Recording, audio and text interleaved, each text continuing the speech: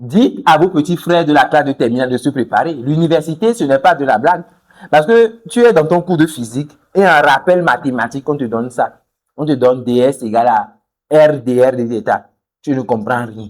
Ah oui, c'est ça en fait. C'est choquant. Quand tu es en première année, tu vois cette formule et voilà, tout le monde pense que c'est bon et voilà, c'est abusé.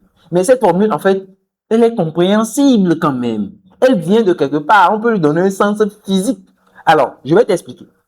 On prend un point M de l'espace.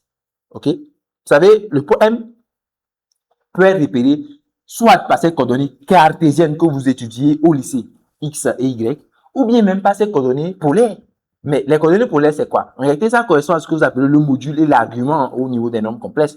En gros, le point M peut être repéré par sa distance par rapport au qui est noté R et par son angle avec l'axe axis qui est noté θ. Alors, le petit jeu va faire ici.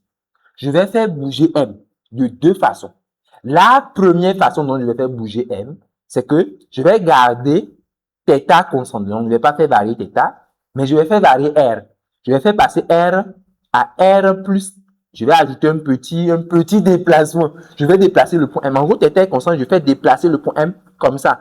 En gros, je lui ai ajouté une distance élémentaire de R, quoi. OK? Very good. La deuxième façon, ça c'est la première façon. La deuxième façon dont je vais faire bouger le point M, c'est que au lieu de garder θ constant, ok, je fais varier θ.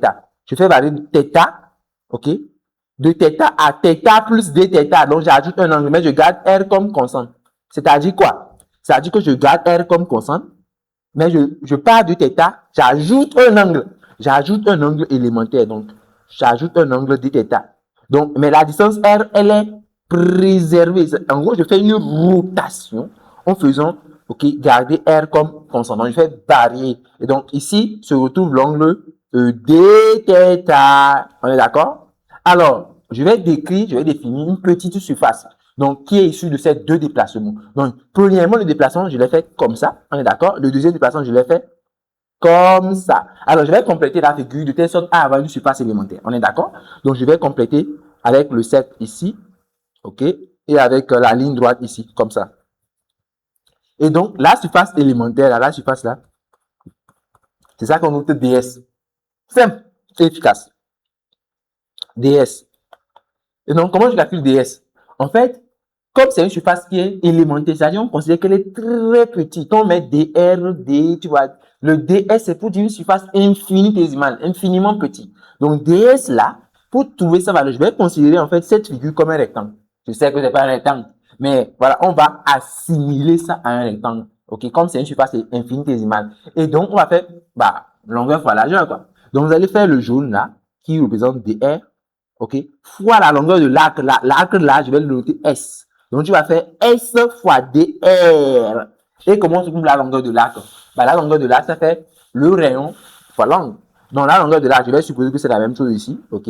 Et donc, S est donné par R fois.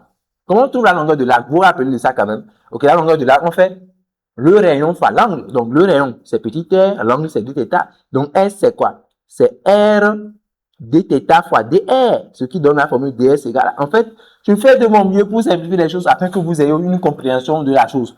Donc, avec cette surface élémentaire ds, on peut se servir de ça pour calculer l'aire par exemple, je peux calculer l'aire d'un disque. Ok, avec cette formule. Donc, l'aire d'un disque ou bien l'aire d'une surface S est donnée par l'intégrale des surfaces élémentaires, l'intégrale surfacique, donc l'intégrale de R, dr, dθ. Maintenant, il faut varier R et θ dans le domaine considéré. Vous allez vous attendre à ça en première année. Vous allez voir des intégrales, mais ça va être la magie là. Est-ce que vous voyez? Donc, l'explication que j'ai donnée, c'est une explication physique. Elle n'est pas mathématique. Il faut que je précise. Parce qu'en mathématiques, on va parler de jacobien, tout ça là. En tout cas, si tu veux élever ton niveau, je t'invite à rejoindre ma communauté Élevation. OK? Ou à suivre mes accompagnements personnalisés. Le Zovus, la zone d'essence.